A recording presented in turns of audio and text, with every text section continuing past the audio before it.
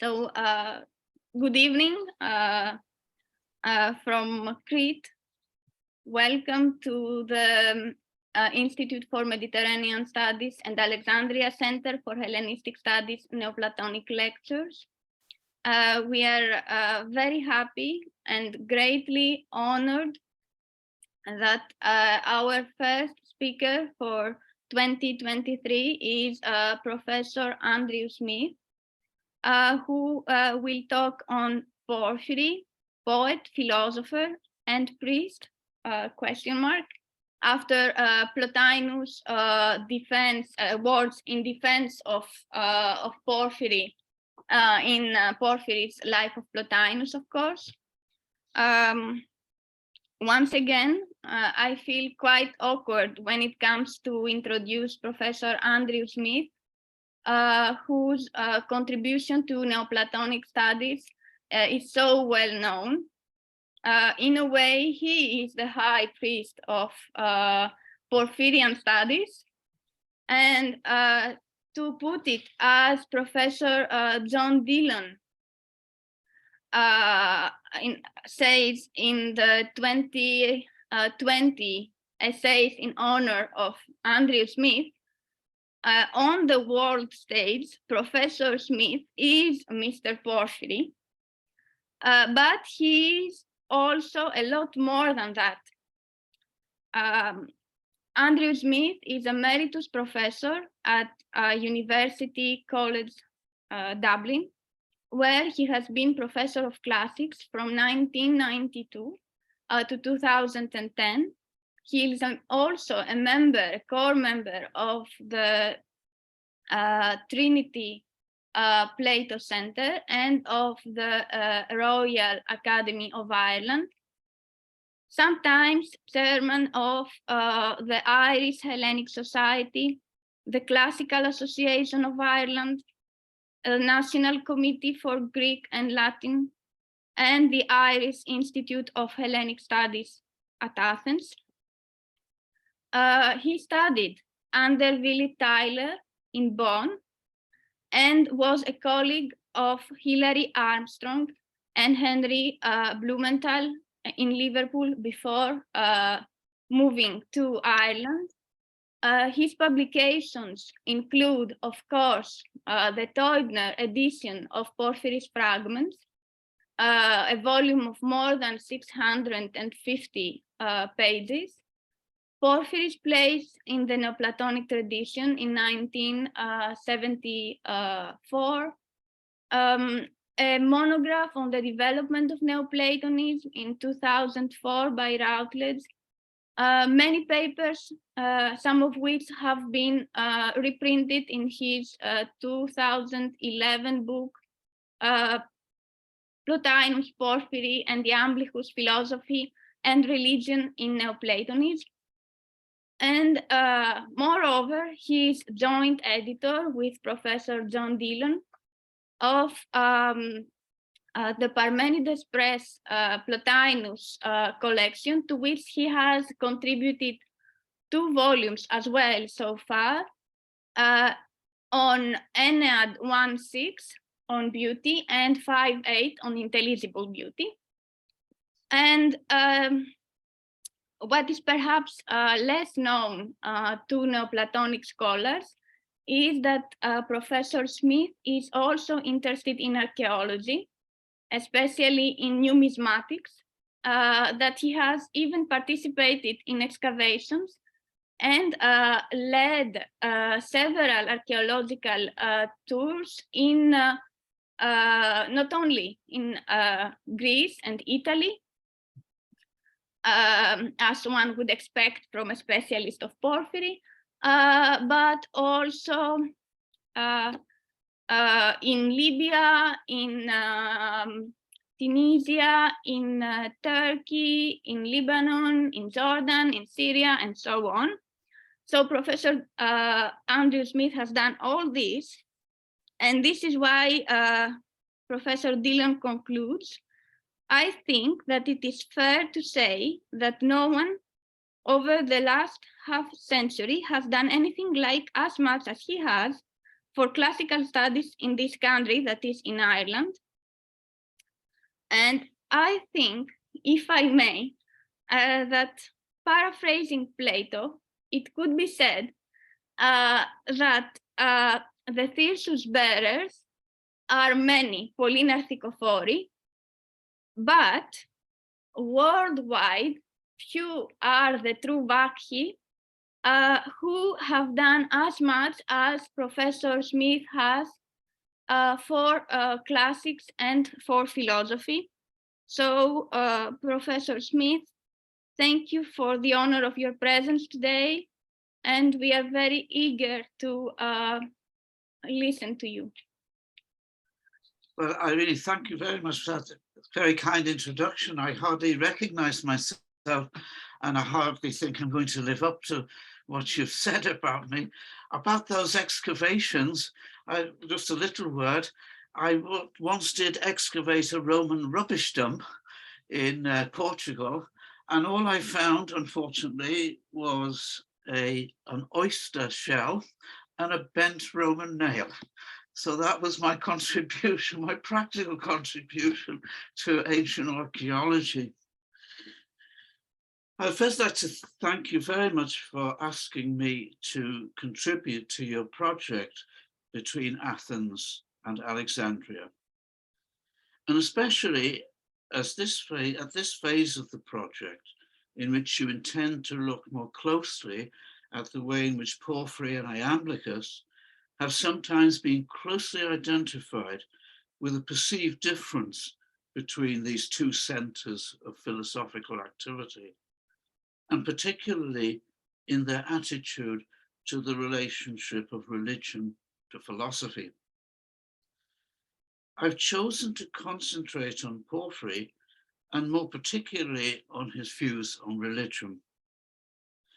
But rather than attempting the more difficult task of tracing his influence, I have focused on Porphyry himself, since it seems to me important that having as clear as possible an idea of the doctrines and concepts which he held is a useful first step in attempting to understand his influence.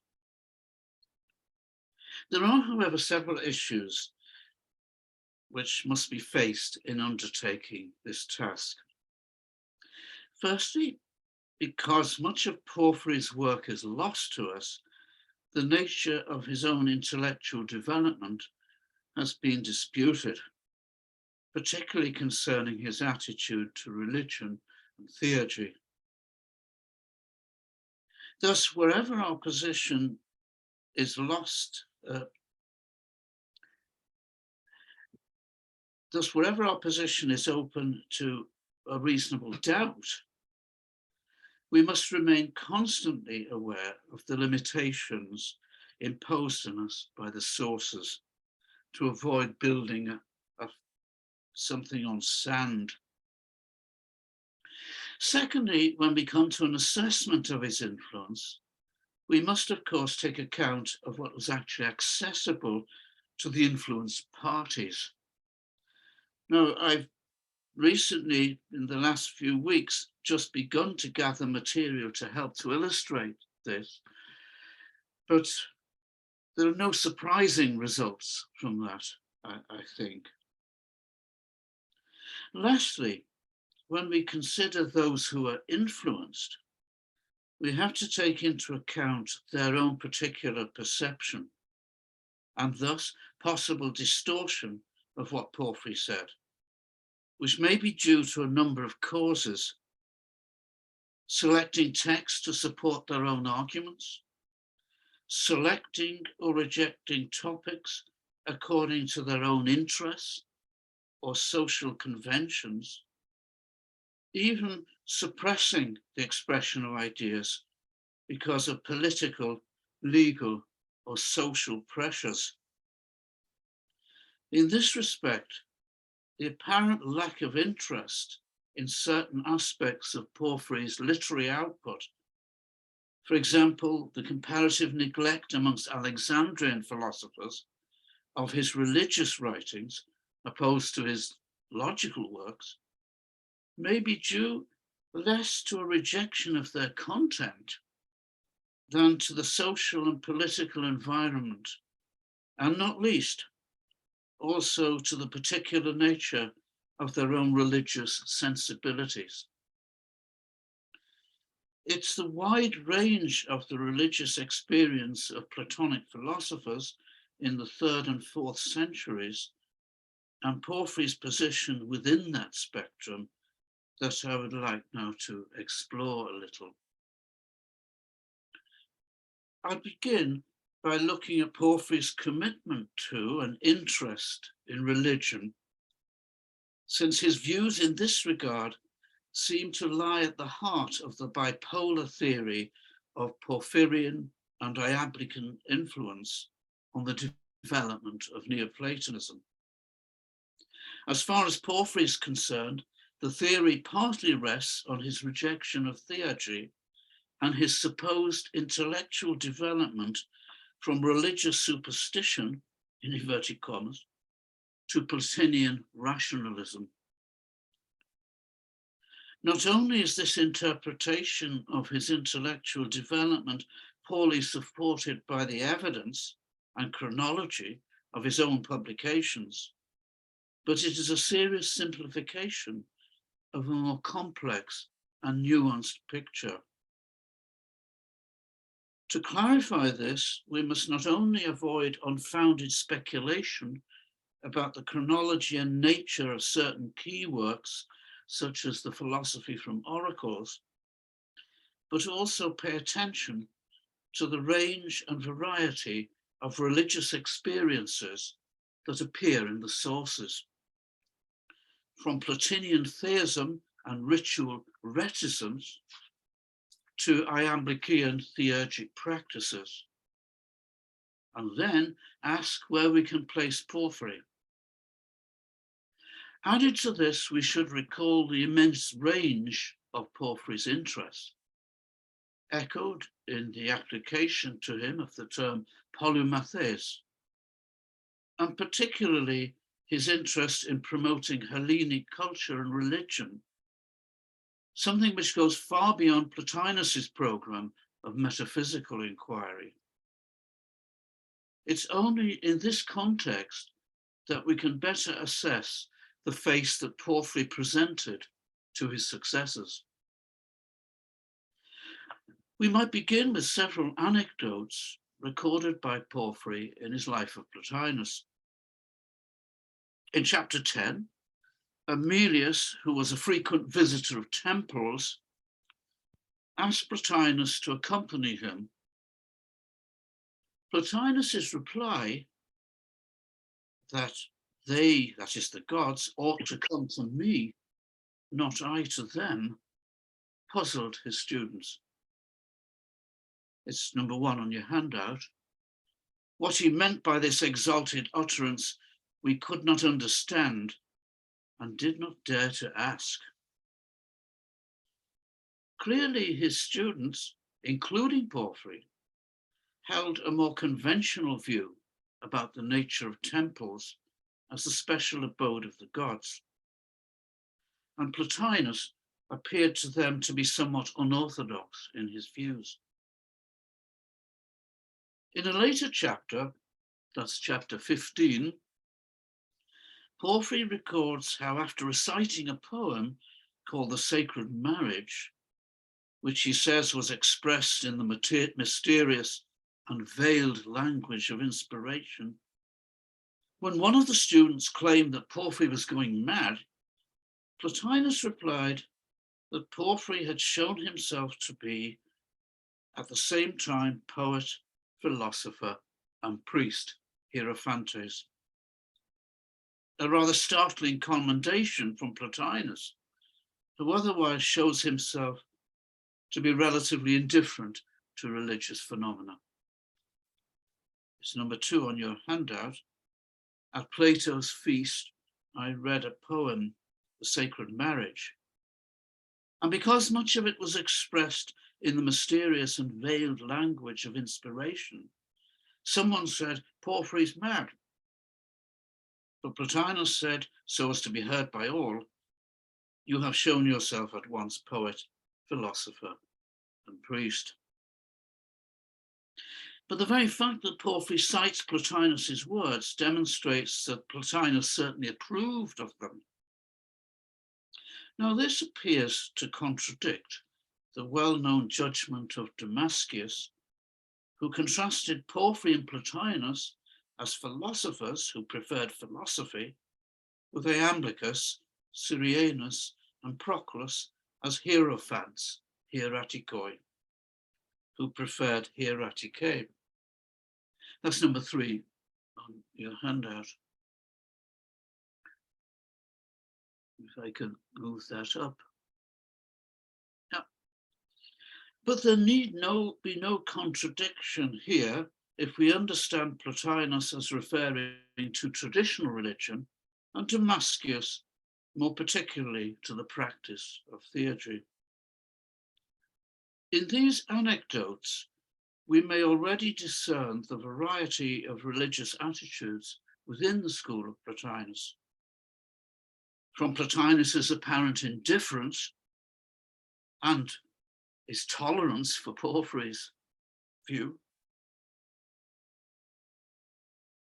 to Porphyry's enthusiasm and interest in religious practice and expression, and the surprised student who obviously disapproved of Porphyry's apparent exoticism. When we take into consideration Iamblichus and other Neoplatonists, we may extend this range to include the sort of ritual and theurgic practices espoused by Iamblichus and which Porphyry found unacceptable.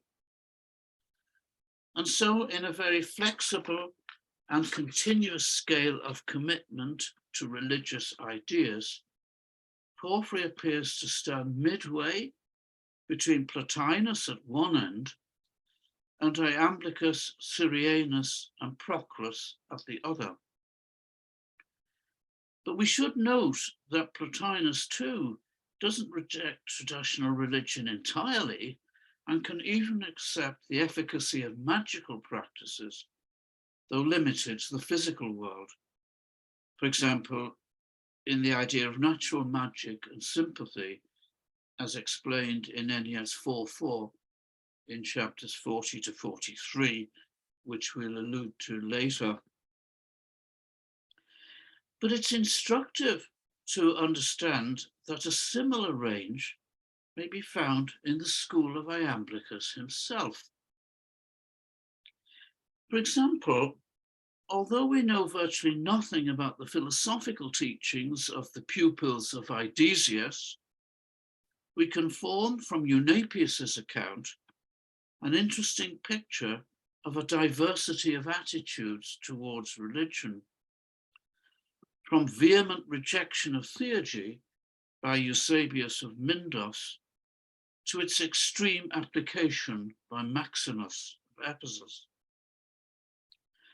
Eunapius notes that Maximus and Chrysanthius were both absorbed in working marvels, ta peritheasmon. But Chrysanthius, as we'll see, appears to have maintained a more cautious approach. Perhaps the most interesting incident which brings all three together is Eunapius's description of the time that the Emperor Julian spent in Pergamum. Eusebius of Mindos was apparently a very precise and technical philosopher, so much so that he tended to avoid detailed discussions when Maximus was present. Julian, who we should note evidently enjoyed Eusebius's lectures, was nevertheless somewhat baffled and disturbed when Eusebius attacked what he regarded as magical practices at the end of each session. That's number 4 on your handout.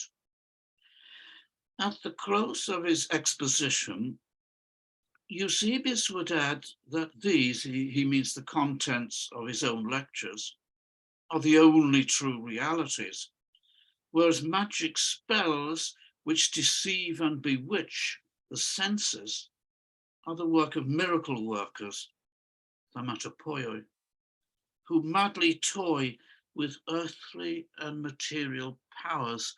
The Greek there, goetuusai, and houlikas dunames. There is an obviously hostile tone to this attack, not least in his use of the pejorative term goetia, of the more positive thaumaturgia. We should, however, note that, like Plotinus and Porphyry, Eusebius is not totally rejecting the efficacy of what he terms magic, but limiting its workings to the sphere of material powers, houlikes dunames. Though suggesting that these powers may in fact deceive the senses. Although this does not imply that it could be a total hoax, it's a clear rejection of any significant role in the important task of purifying the soul. When asked by Julian to explain himself, he reveals openly that he's talking about the activities of his colleague Maximus. And he refers to a particular incident when Maximus invited his companions to visit a temple of Hecate to demonstrate his powers of summoning the goddess. The statue first began to smile and then to laugh. The torches she held then burst into flames. Eusebius and his comrades reacted to this incident not with scorn, but they were disturbed, thoroubumenoi. And later, Eusebius adds, now for the moment, it's number 5 on the handout. Now for the moment, we came away amazed by that theatrical miracle worker. But you must not marvel at any of these things, even as I do not marvel at them, but rather believe that the thing of the highest importance is that purification of the soul, which is attained by reason. This is not then a complete rejection of the workings or efficacy of magic or theurgy, but of its utility in the purification of the soul. It's worth noting that Julian had firstly turned to Chrysanthius for an explanation of what Eusebius had meant with his outburst at the end of each lecture. Chrysanthius, however, had diplomatically suggested that Julian should ask Eusebius directly. Chrysanthius, ever anxious to please and to avoid causing offence, had also perhaps other reasons for not wanting to offend either Eusebius or Maximus. For although he was clearly more inclined towards religious ritual than Eusebius, he also had a serious difficulty with Maximus's theology. Eusebius records 2 occasions when Chrysanthius refused to accept the way in which Maximus refused to accept the omens of divination. In each case, Maximus insisted on continuing to seek new omens by forcing the gods until they gave him the appropriate answer.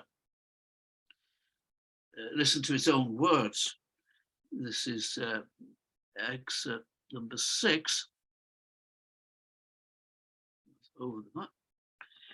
Chrysanthius, I think you have forgotten that we have been educated to believe that it's the duty of genuine Hellenes, especially if they're learned men, not to yield absolutely to the first obstacles they meet, but rather to wrestle with the heavenly powers till you make them incline to their servant.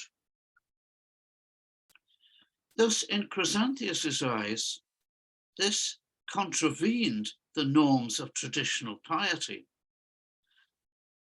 Forcing the gods is also one of the major objections which Porphyry raises against theurgical practices. And yet Maximus could also demonstrate his philosophical credentials, for we know that he made contributions to logical theory. At the very heart, then, of this group of philosophers around Idesius, we can discern a wide range of religious experience and some of the philosophical issues which impacted on it. We also note the coexistence of rational philosophizing and radical beliefs in the efficacy of religious ritual. We should, for example, not find it altogether surprising that even such a devotee of theurgy as Julian could also value the lectures of Eusebius. But let us return to Porphyry. A careful reading of De Abstinentia and his letter to Marcella demonstrates Porphyry's commitment to traditional religion. Although he can reject certain features, such as blood sacrifice, largely because they clearly conflict with his philosophical views. Note that he, like Plotinus, can also accept the efficacy of magic or even of theurgic rites that concern only the sublunar world and do not affect the soul and its ascent to the intelligible world, as most clearly seen in the fragments of De Regressu Anime, and particularly the fragment 290. We can also add here that on an occasion similar to that of Maximus's demonstration of theurgic powers, a visiting Egyptian priest invited Plotinus to an evocation of his guardian spirit in a temple of Isis. A god rather than a spirit appeared on that occasion. It's in Life of Plotinus, chapter 10, of course. And in this account, Porphyry seems to accept this appearance of a god as a real event, cut short only by the strangling of ritual birds by one of the participants.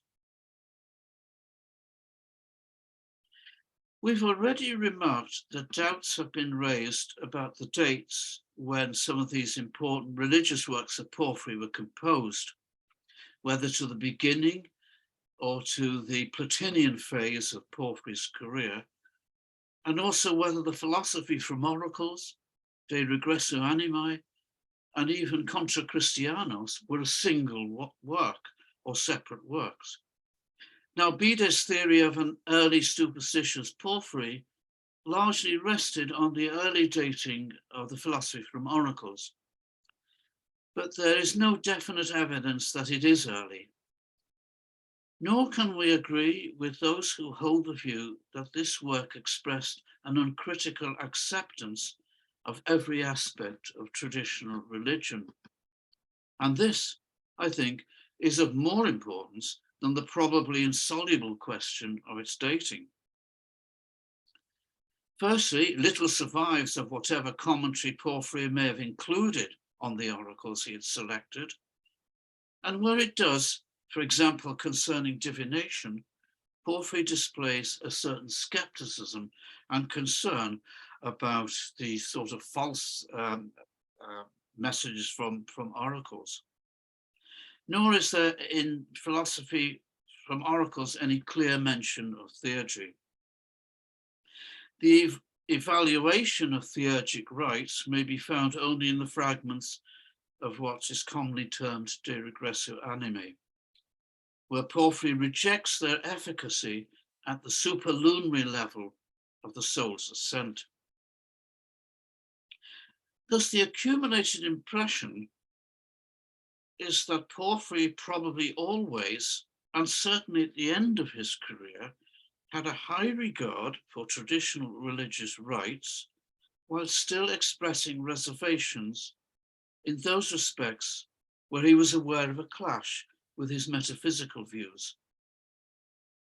Nor did he completely reject the efficacy of religious rites, including theurgy, at the level of the physical cosmos. On a theoretical level, at least, he is in agreement with Plotinus about the efficacy of magic within the physical universe. But unlike Plotinus, had more interest in discussing such issues within the context of traditional religious practice.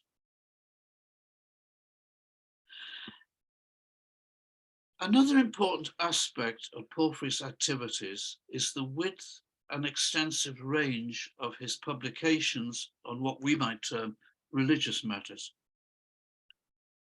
This was for him no mere side issue, occasionally prompted by the need to solve particular challenges presented by his metaphysical views, but part of a broader concern to integrate universal expressions of religious experience into a Hellenic worldview, as has been well documented by Aaron Johnson in his relatively recent book, Religion and Identity in Porphyry of Tyre. This aspect of Porphyry's work confirms what we have already seen in our account of his attitude to religious ritual. On the one hand, we have Plotinus's relatively minimalist interest in religion and myth. On the other, the concern of Procrus to incorporate traditional Greek and foreign religion and theology into a coherent system, for example, in the Platonic theology. Porphyry appears between the two. His interest and concern to reconcile religious rituals and concepts with his philosophical principles lacked the thoroughly systematic rigor of Iamblichus and Procrus, while going much further than Plotinus. We should, however, always note that Plotinus too was not completely hostile or averse to exploiting traditional mythological theology to illustrate his metaphysics. Something which I think Hilary Armstrong often played down. For example, in 5.8, where the myth of Kronos is used extensively, or in Ennead 3.5 on love, with its important comments on the use of myth in chapter 9. I'd suggest here three factors to be considered if we want to understand Porphyry's extensive interest and concern with religion. Firstly, his undoubted natural and traditional piety, which he shared with most Greeks of the age. Secondly, his broad training and practice as a scholar, amply illustrated by numerous historical and literary publications. It was this sort of scholarly analysis, acumen, and questioning which he came to apply to Plotinus's doctrine of the identity of intellect and the intelligibles, the criticism of Christian scripture, as well as the operation of religious ritual in the letter to Anebo. And lastly, we come back to this, the emergence of the Chaldean oracles. Traditional Greek religious practice in general seemed to provoke no serious demands on Greek intellectuals to question its efficacy. It could be accepted by Plato, or as when Porphyry in the letter to Marcella and in Diabstinentia is happy to say that ritual piety can be helpful in some vague and unexplained way. I particularly like the rather non-committal comment of his in the Ad Marcellum, chapter 18, when honored, the gods do no harm, and when neglected, they bring no benefit. And yet in the letter to Marcella and De Abstinentia, he does offer some clues to plausible explanations for religious phenomena. Although these tend towards a functional explanation of ritual efficacy, they appear also to be grounded in something more substantial than historical or social convention, namely in the natural powers manifested through universal sympathy. Moreover, these powers can influence the soul through the medium of the quasi-material pneumatic body, astral body. Now, on the purely functional side, he refers in Diabsnia, for example, to a ritual which can be traced back to a need to control society. This ritual purification of even unintentional killing that he refers to may, he says, be ascribed to the intention of legislators to make citizens more careful. And there's equally another one, the reference to the Jewish prohibition on eating pork can be traced back to the scarcity of pigs in Palestine at a particular period. But when Porphyry praises physical abstinence as a means of removing the effect of physical excess on the soul, this seems to be going beyond functionalism. For when he contrasts ritual purity with moral and intellectual purity, he speaks sometimes of the former, ritual purity, neither in a symbolic sense, nor in the sense of divine or transcendent efficacy, but nevertheless as an efficient psychosomatic occurrence. For example, in De Abstinentia, Book 2, chapter 44, he argues that ritual purification, in the sense of abstaining from certain physical entities, has a physical effect on the body, which in turn affects the soul. The link, which is often expressed in this treatise, is the effect of bodily excess on the passions, and thus on the efficiency of the rational and intellectual powers. An example is given by him of how abstinence before making a sacrifice can lead to the sort of holiness, hagneia, which can protect the soul. It's number 7 in the handout there. Holiness, the theologians say, is a protection which helps them to be wary, like a token or a divine seal. Notice the religious language there, sfragit, comes up in Synesius too. That guards against suffering harm from those the sacrificer approaches and appeases.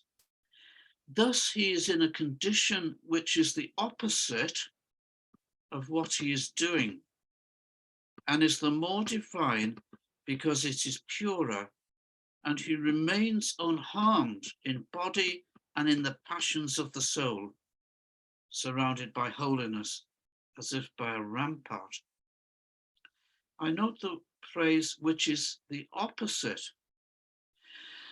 The involvement of opposites is raised in more detail in another passage,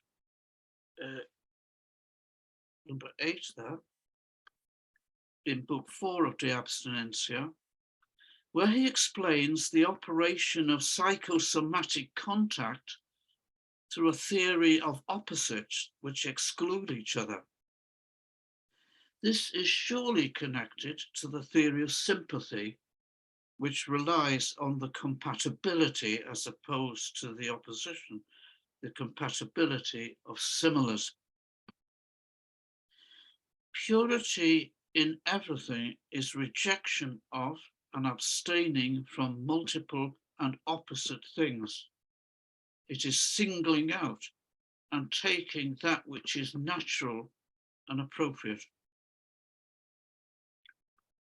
We can detect here too a link with the theory of the semi-physical pneuma and the faculty of fantasia. Just a little further on in the same passage, excerpt number 9 on your sheet. Thought is stained, or rather the person thinking is stained. That's the psychosomatic connection there. When it's mixed with the faculties of receiving impressions and forming opinions, and mingles its activities with theirs. We know from Sententiae 29 and other evidence that the pneuma or astral body played a considerable role for Porphyry in his concern to explore the body-soul relationship, something which is emphasized too by the prominence given to it in the Sententiae. It's quite striking that it's a, which I tried to explain in a recent piece of work, that the in the Sententiae, the passages seem to become longer and longer, building up to a climax. And Sententiae is one of the longer passages, which may have occurred somewhat in the middle. That's difficult to say of the work if we're able to reconstruct it. These explanations tell us a little more about Porphyry's evaluation of the objective reality of ritual efficacy, including, of course, its limitations. I mean, they don't affect the soul directly, but through the body. And just in the lower part of the soul, with the fantasticon and the pneuma. For they invoke natural rather than transcendent powers.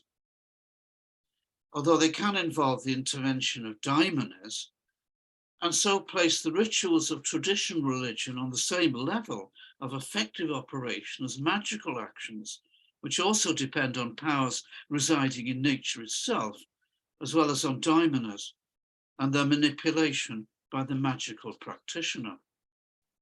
But when Porphyry is discussing purely within the context of traditional religion, as in De Abstinentia and the letter to Marcella, he makes a sharp performative distinction between magic and traditional religious rituals.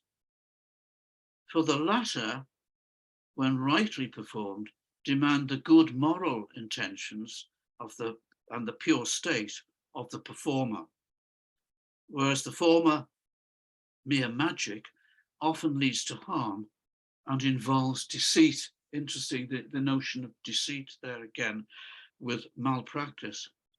So much then for Porphyry's attempts to provide some kind of rationale for a kind of ritual activity which was compatible with Platonic metaphysical principles. Why, we may ask, was it that the relatively unquestioning acceptance of religious ritual amongst philosophers acquired a new impetus with Porphyry? One answer may lie in the emergence, as I mentioned before, of the Chaldean oracles.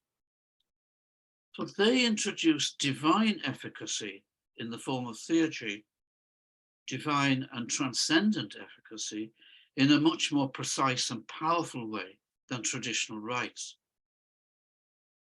Theurgy was a philosophical religious construct, taking both its means of expression and its goals from Platonism and religion. For a man like Porphyry, who had a profound respect for religious systems, it wasn't possible simply to ignore it.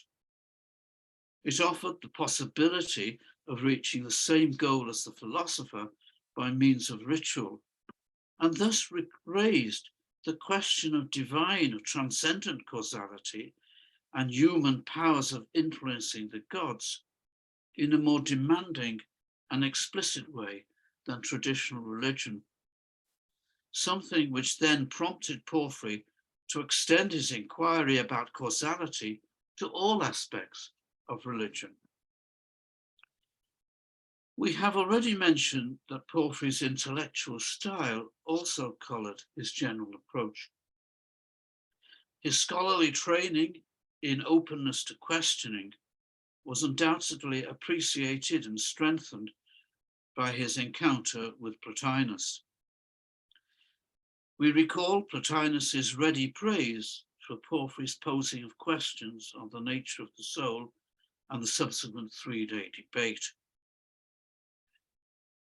This sort of intensive but constructive questioning can be seen, as I've suggested elsewhere, in the letter to Anebo, whose aim, I would contend, is certainly not an outright debunking of religious ritual, but an attempt to understand and, if possible, resolve problems, particularly of divine and human causality in ritual.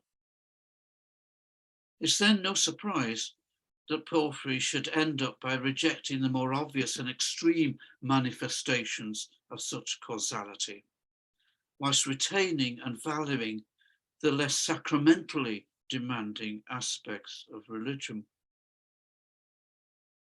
Iamblichus's rehabilitation of ritual, including theurgy and de mysteries, was based on exploiting what he considered Porphyry's mistake in confusing theology, ritual, and metaphysics, and failing to discern that each had its own form of discourse. Moreover, in a theurgical context, we should speak of divine philia rather than aitia. In this way, sidestepping the issue of causality. Iamblichus also ventured a subtle analysis of the reciprocal mode of human and divine agency in ritual actions. Iamblichus' rejoinder to Porphyry is not, in its turn, a general defense of the value of religion, but an explanation of how we should understand the efficacy of particular types of ritual. What then was Porphyry trying to achieve in his religious inquiries? Aaron Johnson characterizes this interest of Porphyry in religions as a sort of universalism.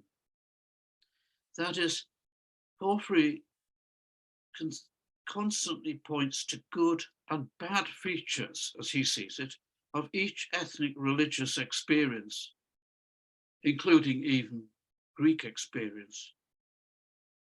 The bad features is the criticism.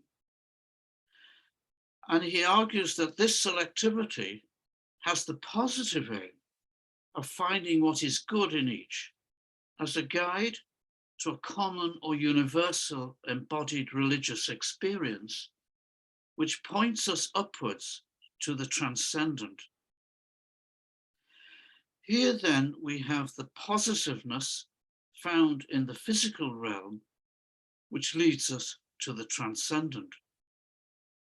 Hence, his advice to Marcella involves the utility of positive religious practices which serve the ascent to a more intellectual and spiritual experience. So too, the theme of the sententiae, starting points leading to the intelligibles, though not there with the same concentration on the embodied experience, nevertheless is a movement and an exhortation for a movement from the physical to the transcendent, to the intelligible. We can see here then a strong affirmation that all metaphysical inquiry and all spiritual striving begin from the embodied experience. Just some concluding thoughts. Where do we place Porphyry within the range of views and attitudes on the relationship of philosophy to religion?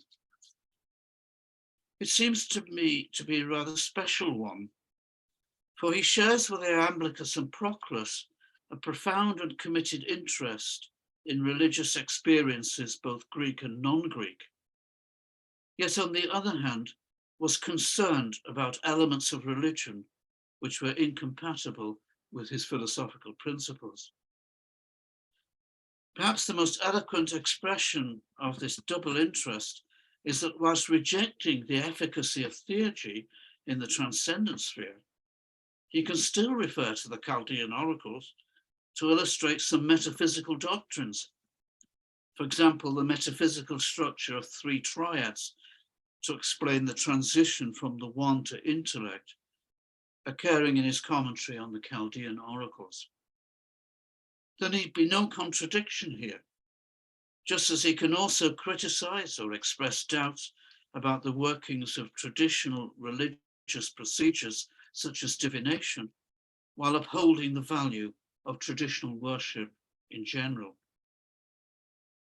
It could be argued that it's only because Porphyry was so interested in the role of religion in living one's life that he so clearly perceived the problem of its compatibility with his philosophical principles.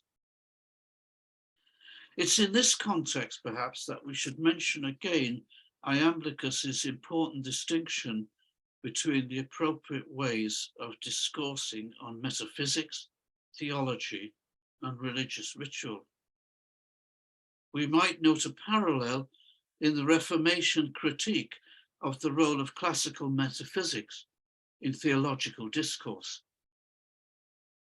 Most Platonists were probably happy to separate their religious experience from their philosophical teaching and convictions, either like Iamblichus, by creating a parallel mode of discourse, or by simply ignoring any kind of incompatibility. It seems then that the ways in which Platonists, at least, dealt with religious practice and belief were widely diverse and less clearly demarcated than we've sometimes supposed. And Porphyry too presents a rich and flexible breadth in his evaluation of religious activity, occupying something of a mid-position between those who managed to incorporate theurgical ritual in the request of the soul's ascent, and those with a minimalist and low-key acceptance of the utility of religious rites, but one which we've seen could admit the workings of certain physical powers and the operation of daimones. Given this background, we should keep an open mind on the sort of options that might have appealed to individual thinkers. I'll conclude by noting a few interesting instances of pagan religious, even theurgic activity in Alexandria.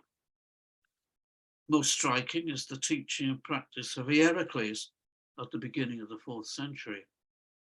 Not long before him is Synesius, who could absorb Chaldean and other pagan religious elements into his expression of Christian spirituality. We should note that he seems to have been influenced by Porphyry, particularly in his exploitation of the pneuma fantasia concept in De Insomniis. Even his scientific interests, we remember the gift of an astronomical instrument to Paeonius, whilst grounded in science, are not without philosophical significance concerning the ascent of the soul.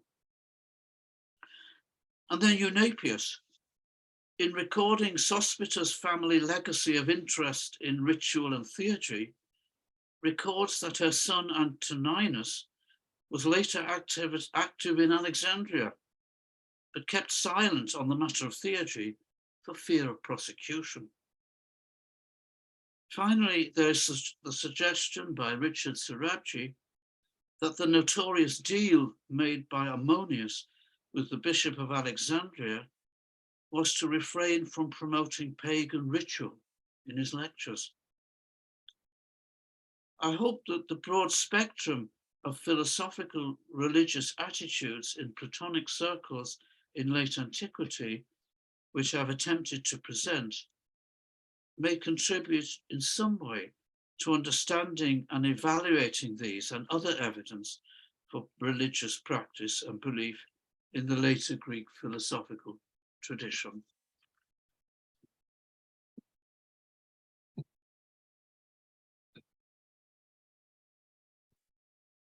Thank you so much, Professor Smith. If you agree, we have some time for questions now. So. Sure, I'll do my best, yeah.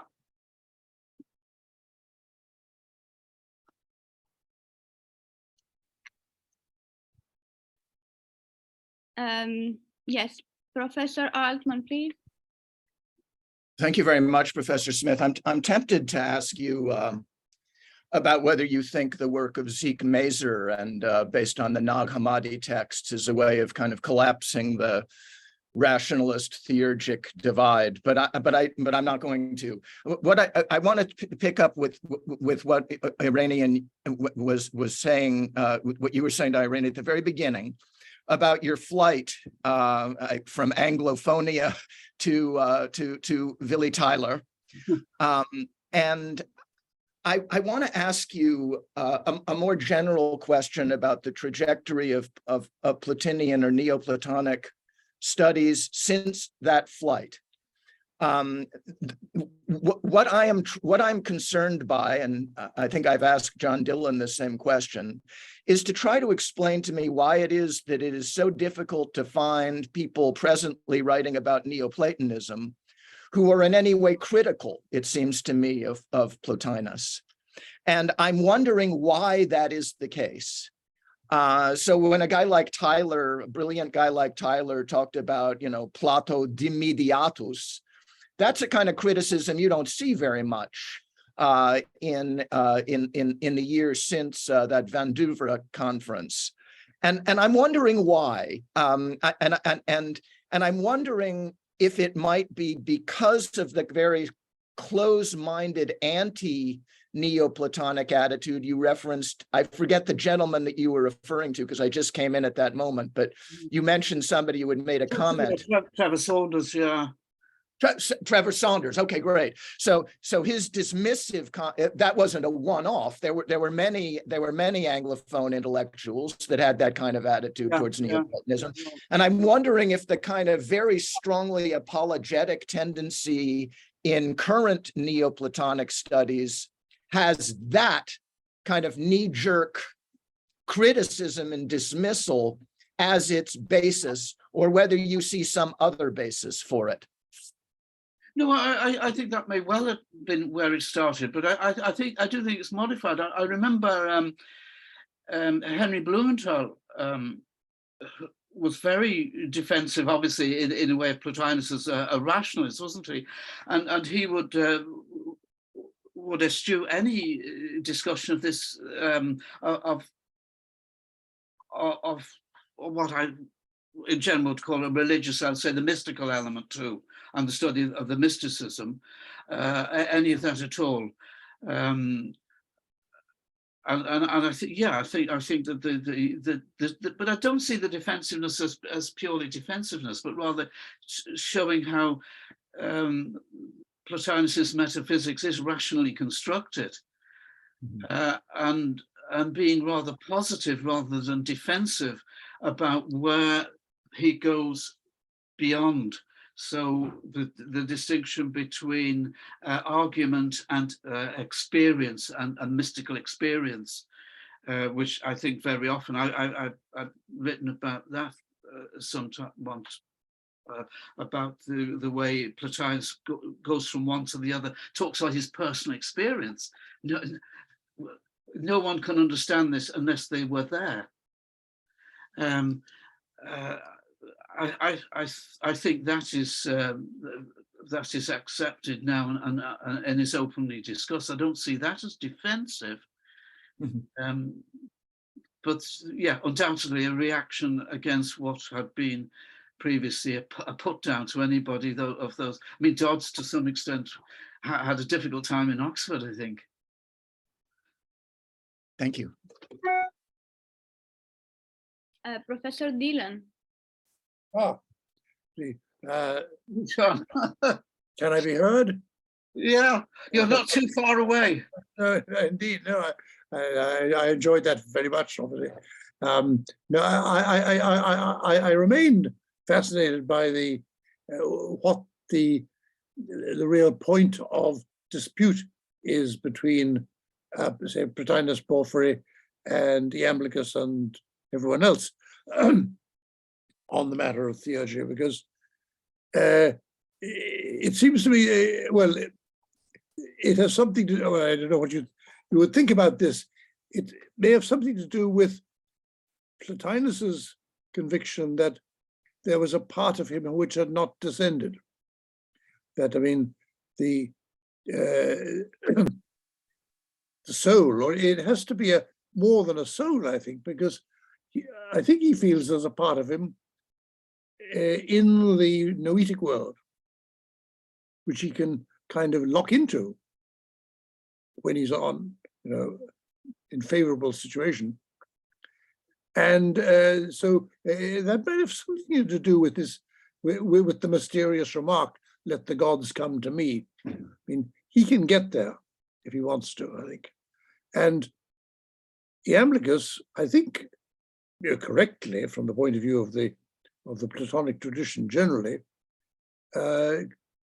condemned or criticizes him for that, and Porphyry, for suggesting that they're mixing up, that they're confusing the levels of reality, that there is a part of the soul that is somehow in the noetic world, which has to be more than a soul. It has to be, I think, a form of an individual.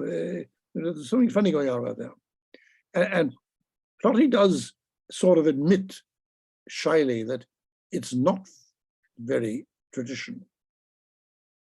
But Okay. anyway, I shouldn't go on excessively. Do you think that it's something to do with the undescended soul that makes the difference between just pure philosophy and theology? I mean, Plotinus' argument, as I recall, of the De Mysteriis, is that, look, we're not bullying the gods, we're not forcing the gods to do anything, we're facilitating the gods by performing certain rituals which help us to get in touch.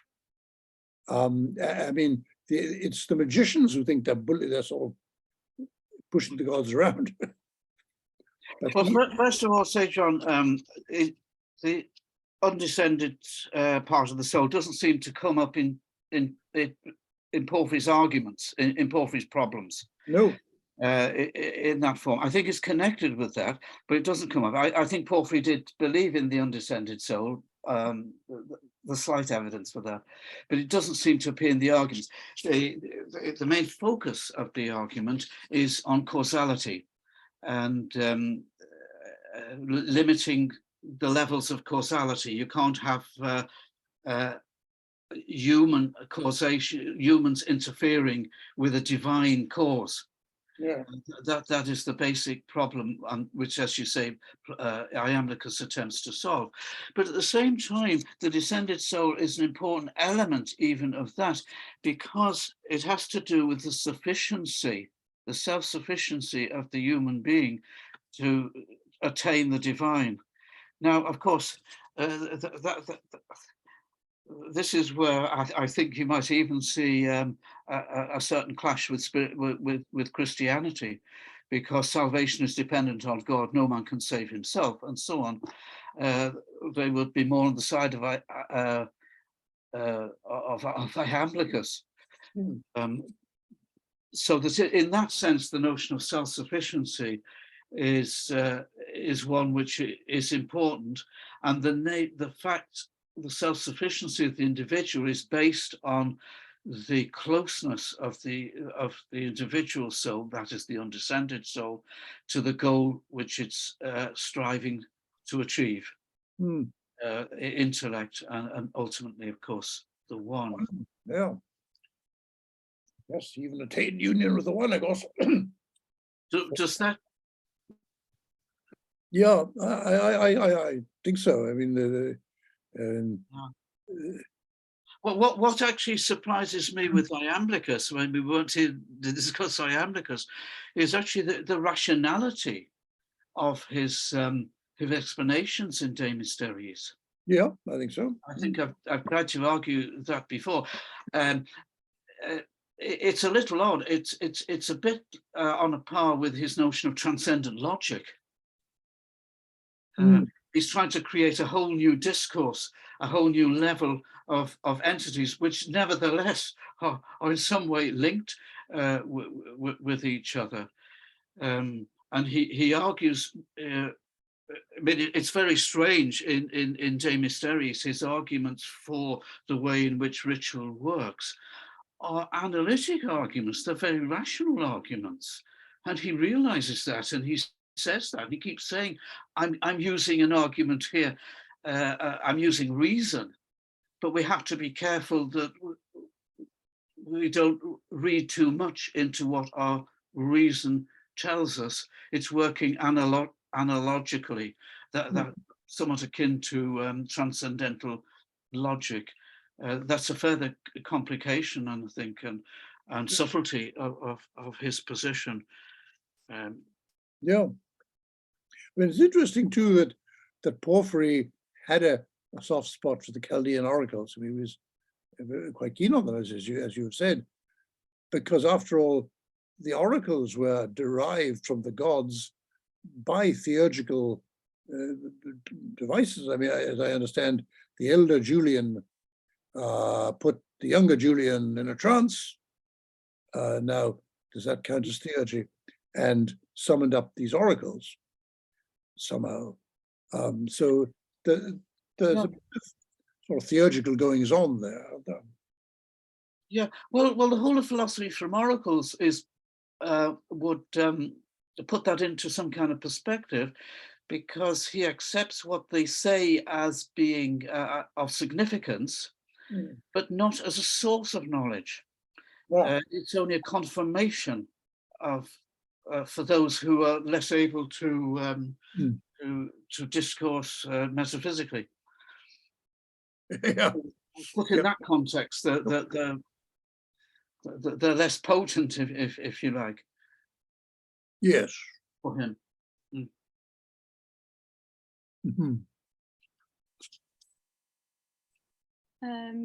Professor Alexandrakis, please.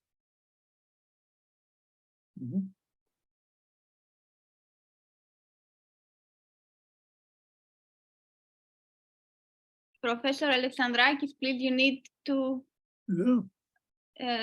turn your microphone on.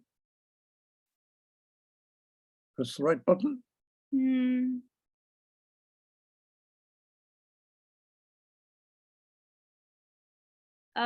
We cannot hear you because your microphone is off. Unmute. I'm trying. Oh.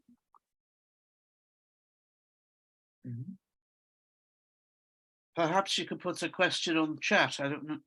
Yes, probably. Professor Alexandrakis, could you perhaps write your question on the chat and I will read it out for you? If you cannot unmute yourself.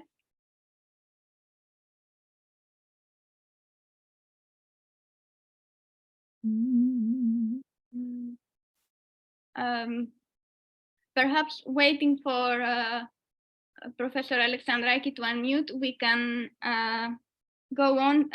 Dennis Clark, please. Oh, Dennis.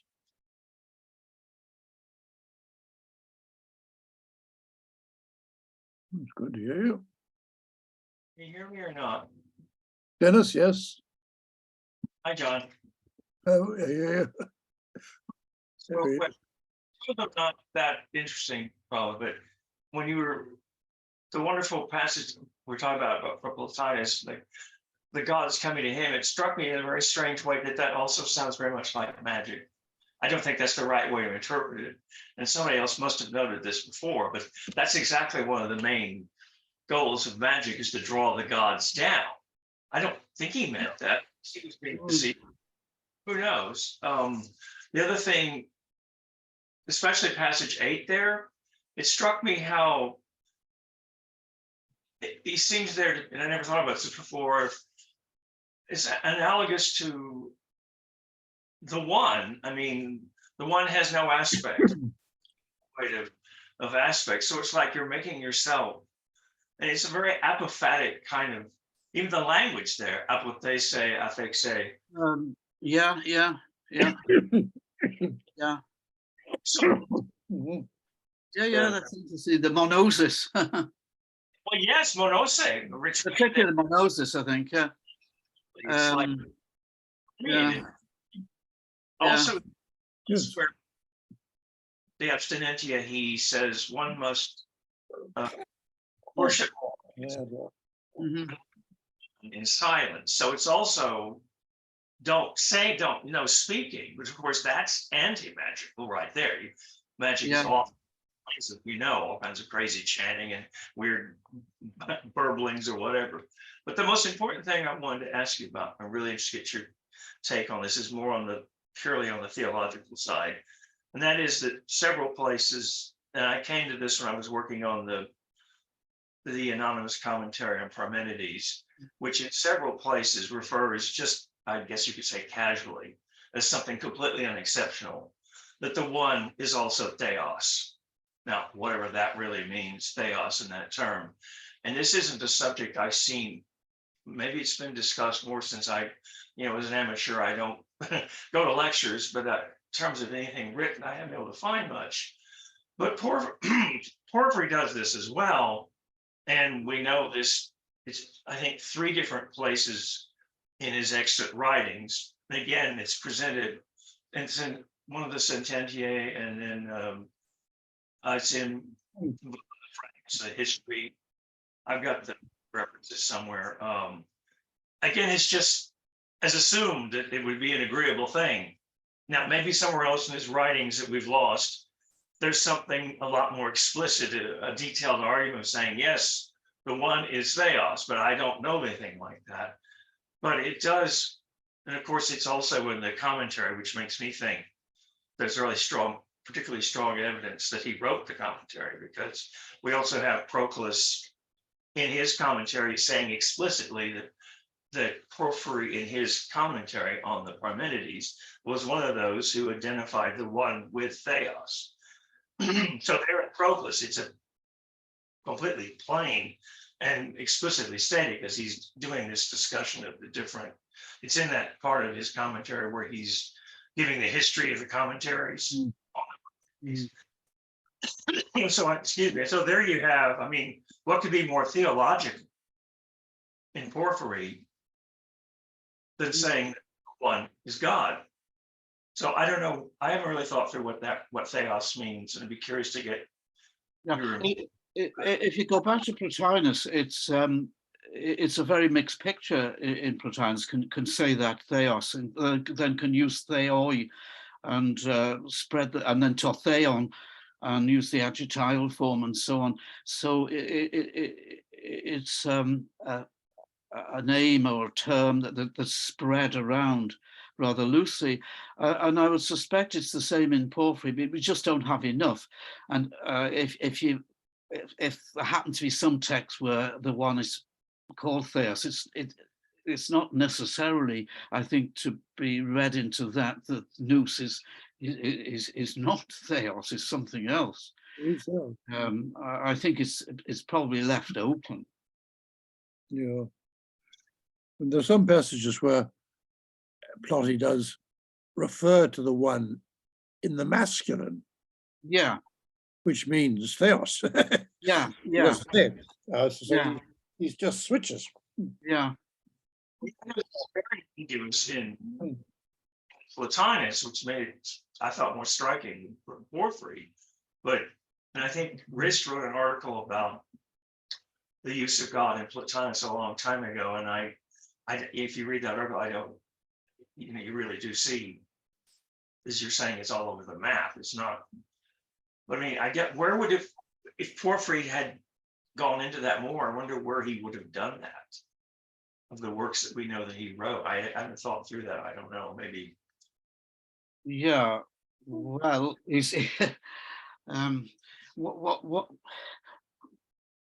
one of the things that Porphyry is quite keen on monotheism, in a way, the Jewish, the one God and so on, is rather interesting, and that would appeal, I would have thought, to a Neoplatonist in a general sense, because of the one, the total unity, and then they could easily reconcile that with a plural number of gods, because that's at a lower level or within the one thing. So possibly there will be a tendency then to use the word theos, particularly of the one, because it is the unified summit.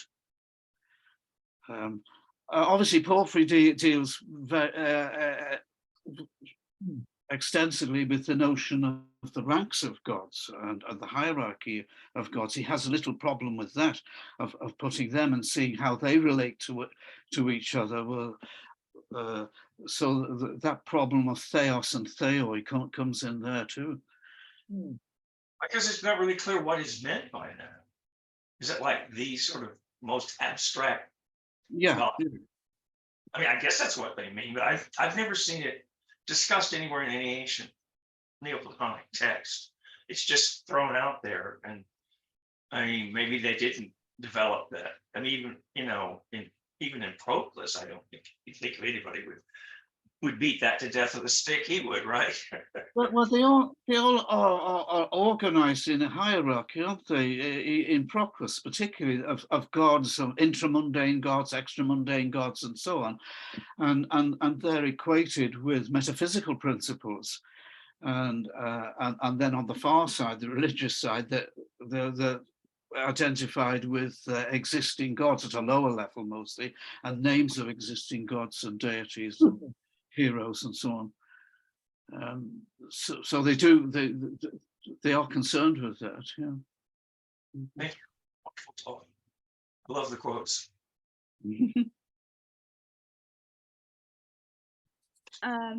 Well, Professor Alexandrakis has written the question on the Oh, chat. right.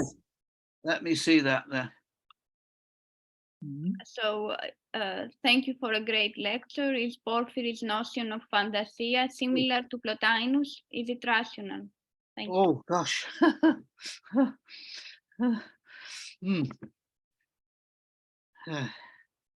Yes, it's some way between the two, isn't it? It's both receiving pictures and interpreting pictures, but unfortunately, there is not enough discussion of it. There's no passage with enough discussion of it in Porphyry to answer that question, except to say that it's a mid-term, if you like, and is vested in.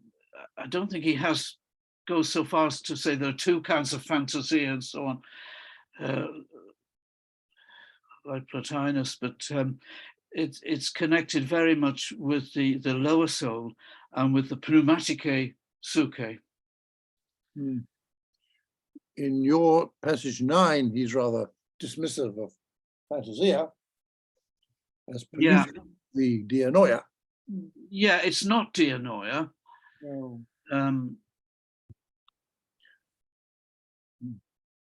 It's at a lower level, undoubtedly, and it's linked with doxastike, which I think is not dianoia, is it? No. There.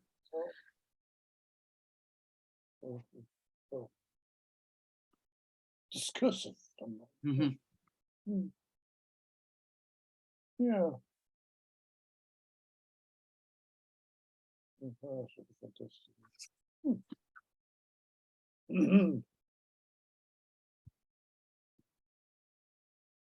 Well,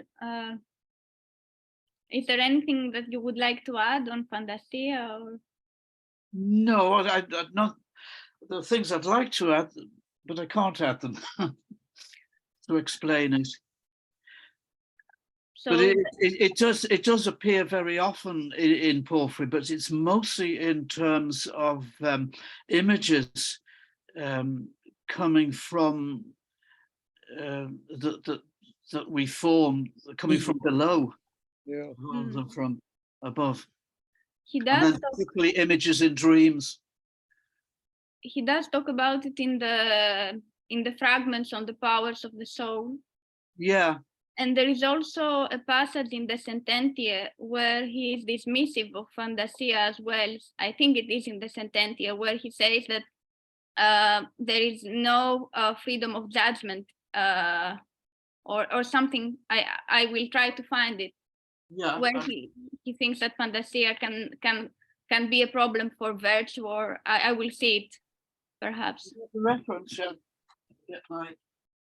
Yeah, Yes, there is a remark again in the chat. Plotinus uses images also, but Diania is involved, says Professor Alexandraki. So we can perhaps. It's obviously a very important link between sense perception and dianoia.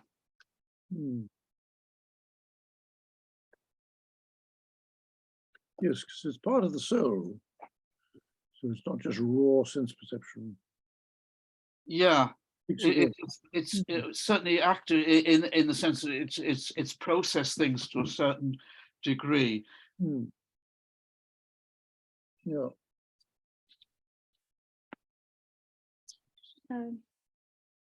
Well, we may come back to Fantasia in a while, Padeli. Yes, thank you so much. I would like to ask you about the text number 3 in your handout. That's a famous passage where Damascus compares Porphyry and Plotinus to Iamblichus, Syrianus, and Proclus. He says that Porphyry and Plotinus ten philosophian protimosi, whereas Iamblichus, Syrianus, and Proclus protimosi ten hieratiken, and protimao, of course, does not mean prefer, but something like place higher, esteem more.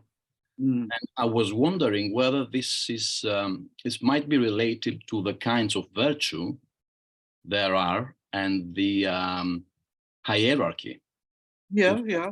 Virtues, because if you of virtues, because if you go to Sententia number 32 in Porphyry, there, I mean, the highest virtue you get is the so-called paradigmatic virtues. Damascus accepted virtues, and I assume he took that over from Proclus and Syrianus. He accepted virtues that are higher than the paradigmatic, the so-called hieratic or theurgic virtues. So do you think that this might be a plausible explanation about this distinction? Yeah. I mean, in a sense, that's more or less what I said, without referring to that specifically, that it's concerning theurgy. So I think there was, I seem to recall there's some debate about those theurgic virtues, whether they are there's somehow a parallel set of virtues for theurgy, and they go higher to the top, over the top the others, if you like, in the end, or whether there's a separate way up, separate column of theurgic ascent. And on the other hand, there's a ascent through the philosophical virtues, if you want to call them that way, but which don't reach the same point. But that's not important here. I think, the difference there is that Iamblichus, Syrianus, and Proclus put these theurgy, gave it a higher ranking. But it seems that Porphyry thought that, or believed that there are no such virtues. Yeah, sure. Yeah. That's I mean, oh yeah, definitely. I mean, if there's any virtue at all or efficacy of theurgy, it would be down below on the psychosomatic, the compound of body and soul. It might be working there, perhaps, together with other religious rituals that operate at that level and are limited to that level for both for Porphyry, which is how I understood it. Yeah. thank you.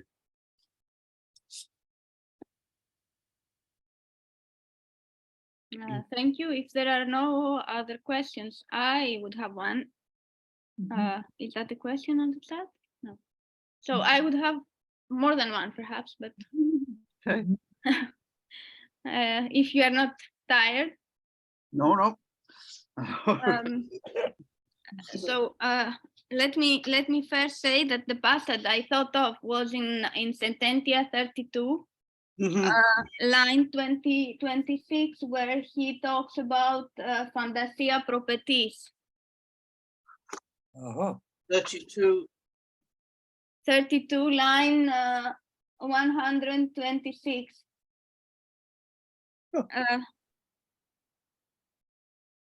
Yeah, property. So there's only in Sententia 32 that. Someone? Within the context of purificatory virtue. Oh, right. You don't have the page number from Lambert's edition, no? Yes, Lambert's page 34. I have the French version here. Oh, So page 34, Lambert, line 126. Numbers.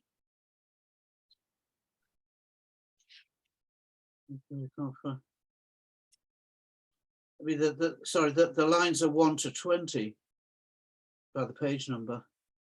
The page number. Yeah, page 34.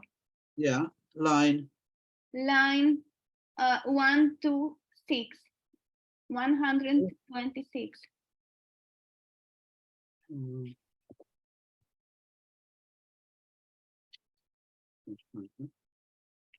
Let me see the index. Yeah. It's actually fantasia, is it? What counts? 158. I got my own translation here. Whereas it should only extend. John, have you found it? Well, I have the English version. Yeah. And it's Sententia 32. Sententia 32 say, in the case of desire for natural sexual intercourse, one should not even admit the involuntary elements, but if it arises, it should extend only to the level of fleeting images, such as come about in dreams. Yeah. I noticed what counts as fantasia properties is a nice point. Yeah. It cannot really be like a dream image. Fantasia properties, yes. So these are images coming from below, aren't they? Fleeting images, yes. Yes, probably. But in dreams. It is also interesting that he associates fantasia with sleep, which is kind of reminiscent of Synesius later. That's right. Yeah, that's right. Because it's in De Insomniis. Yeah, that's Synesius, and it's the way that dreams enter actually from above, don't they? Because they're coming from the gods. But here it seems to be the opposite. So this kind of fantasia is not the fantasia that comes from the gods. No, but then it's coming presumably, if we take Synesius with this, it can come from both sides. As I think it can in Plotinus too. Yes. Because you can form a fantasia of a noema. Yes, a fantasia properties in dreams. Yeah. It's a hypnos. Just a sort of raw fantasia almost. An unreflective fantasia. properties. I've still not found the actual passage, Well, the actual line. I have the Greek in the French edition. Because I've got Lambert's edition here. Ah, yes. So it's page number and lines. But I think Lambert's pages are noted on the French. No, Near the end of 32. Near the end of 32.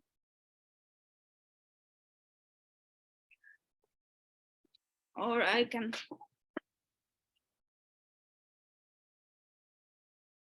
That is I have Lambert's here, so I. all right. Oh, I have it. I have it. Oh, you have it. I have it. Slide page 34, line 9. Hoson mecri fantasias propetus, tes Yeah. catatus hupnus. Yeah, that's it. Yeah. Yeah. Citotos coyotes kexi hypernatum. Aphrodisium, physicon. Udator. Yeah. I can quote my note. What counts as fantasia properties is a nice point. It cannot really be like a dream image, surely, since they are quite vivid and assented to in the dream. This is a case where Porphyry is expanding slightly on Plotinus, and not very fortunately. Right.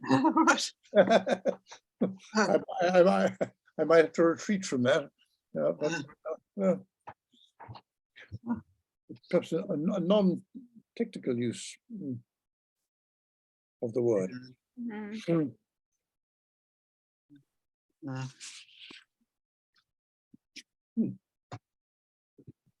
Perhaps, says Professor Alexandrakis, if phantasmagoria is translated as imagination, the ania is involved, and according to Einstein, it is a rational move.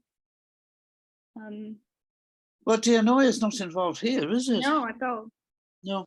No. It seems that properties is a word that underlines that this is a lower fantasia. Yes. Yeah. But why use this word? Unreflective. Yeah. Yeah. Unreflective. It's perhaps predicative, is it? When fantasia is properties.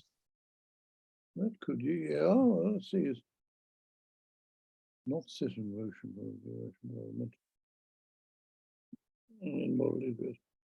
let's do so. So, shall I go on and ask another question, or? Yeah, please, yeah. Okay. So the other question was about Synesius. So it is clear that he is influenced by Porphyry, but do you think there is also some influence by Iamblichus? On dreams, perhaps? But I don't see there's any way of telling that. Because that would be, I mean, that would be interesting, wouldn't it? Because if you can trace more Iamblichian influence in that region, in Alexandria and so on, there's no reason why it shouldn't be. But even something like De Mysteris, it's very difficult. I find it very difficult to trace any kind of citation or reference to De Mysteris elsewhere. Am I being too? No. This is what I thought as well, but it seems to have just dropped out of circulation or something, or just didn't interest people. No, I think so, but I just wanted to ask your opinion. I never thought so, but I had no reason to spot any influence of Iamblichus there. That's it, which is all I could say. I'm rather intrigued with De Mysteriis, though, because it's interesting when I collected what seemed to be available, say, by philosophers who were in Alexandria. The non-surprising result was that it was all according to people's interests. So Philoponus, Eusebius in that region is interested in philosophy from oracles and so on, quotes that. And so does Philoponus later, but to use them negatively, to use them in anti-pagan propaganda, argumentation. And I just wonder if so that philosophy from oracles was available in Alexandria, presumably, if Philoponus had it. But De Mysteriis was never used by Christian writers, as far as I can see, to attack paganism, which is rather strange, isn't it? Professor Smith, I just want to say, absolutely agree about De Mysteriis, because it almost, when I worked on it, it seemed to me, it really almost seemed like maybe people didn't want to intrude, because it really does seem like such a personal back and forth between Porphyry and Iamblichus. There's a lot of this stuff, well, more of course from what we have in De Mysteriis, that it's like maybe they didn't want to intrude too much on the conversation, because it really is a very thing in many ways, even for all of the what it's doing there, and it just is almost in an artistic way, it seemed to me that way. Yeah, I mean, it doesn't seem to have come back into circulation till the Renaissance. Of course, Ficino wrote Yeah, that. Ficino. And very strongly then, a positive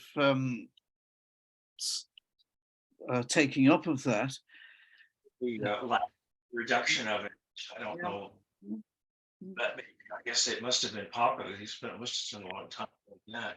Just another thing I don't know that's often puzzled me is I use the word sacramental, and I've often thought that the Iamblichian explanation for theurgy was a sort of sacramental theology.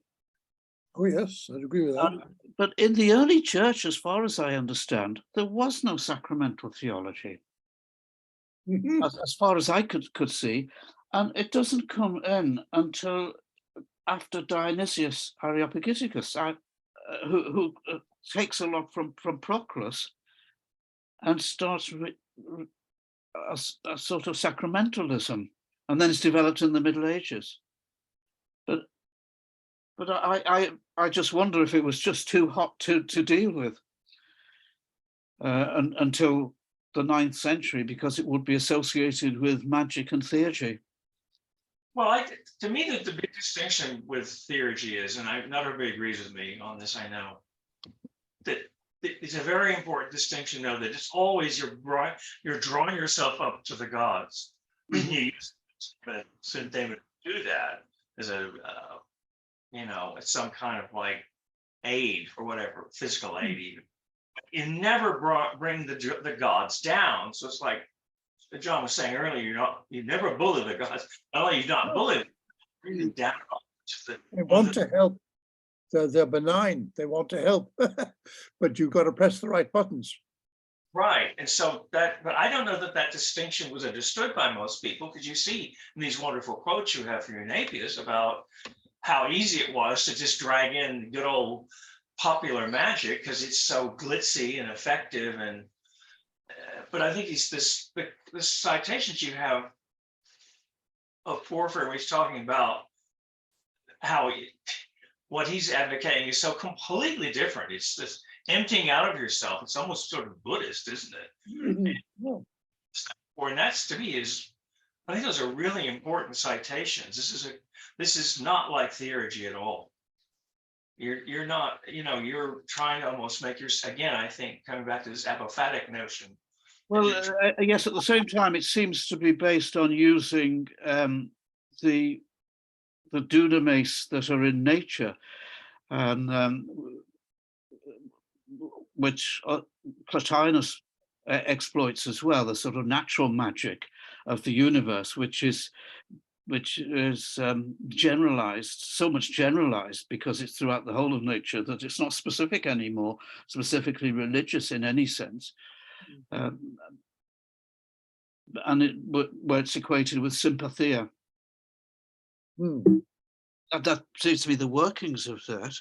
I came across I think I quoted this years ago, a curious edition it's in the Arabic Theologia, and it's for book 6, chapter 40, and no, it's 440. 440. Plotinus is discussing sympathy and magic, and the Arabic translator adds, the charm which takes place by touch and the word which he speaks is a trick of his, so that the beholder, so it's a trick, so the beholder may imagine that the action is his action, whereas it's not his action, but the action of the thing he uses. So there is an activity. And that's the cause of the deceit that may take place. I wondered whether that could be, well, from Porphyry in some sense, perhaps from one of his commentaries on the Enneads. Sounds more like theurgy though to me.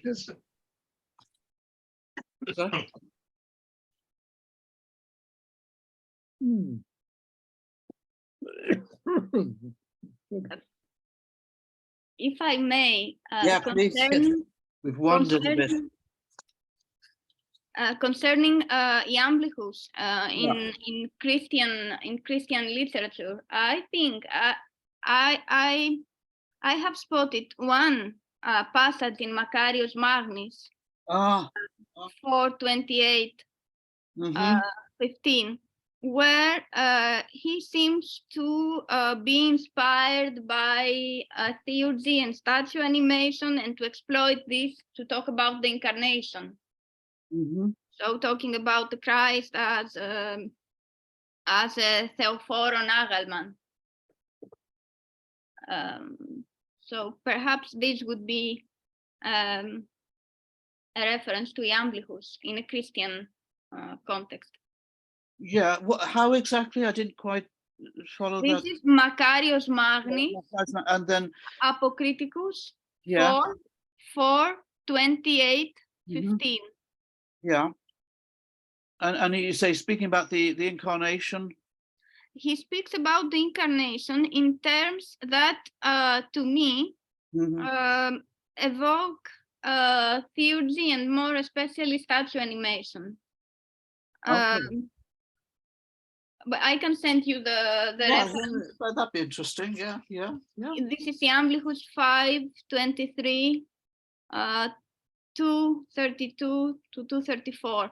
I can send it to you by email. Yeah, 5:23. Okay, please. Yeah. Interesting. Because I think there is some other work too that has shown that Iamblichus was better known in the West than we thought before. But I'm not too au fait now with that work now. But that was fairly recently. Know that, yeah.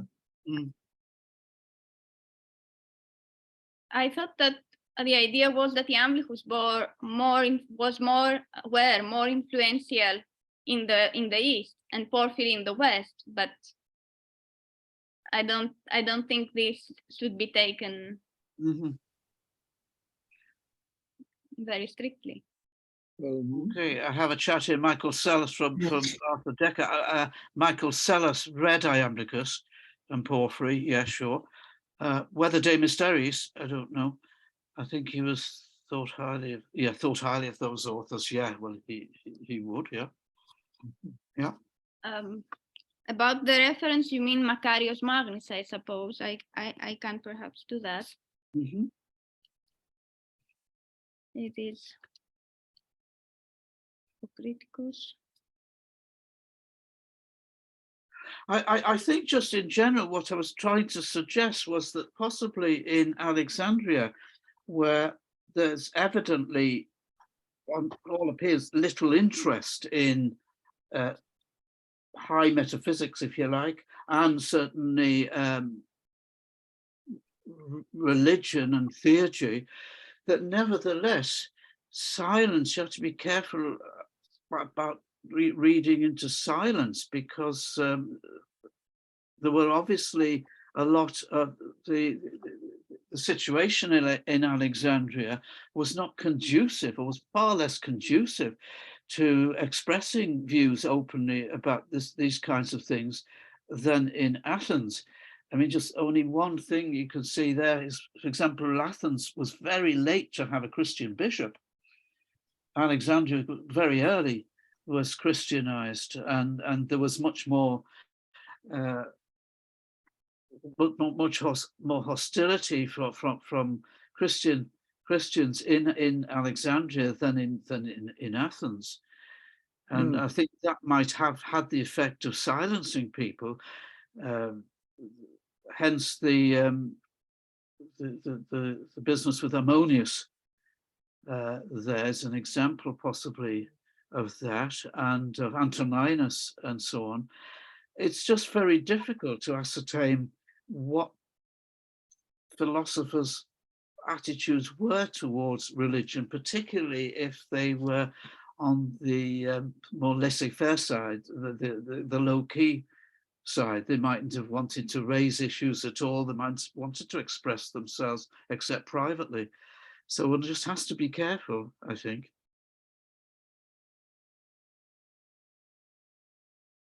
Is that getting a reaction? Is that heresy? No, that's right. Thank you very much, Professor Smith, and thank you very much all for the discussion. I can see there are no more questions. This is not a question, but a link. So thank you very much once again for the great talk. And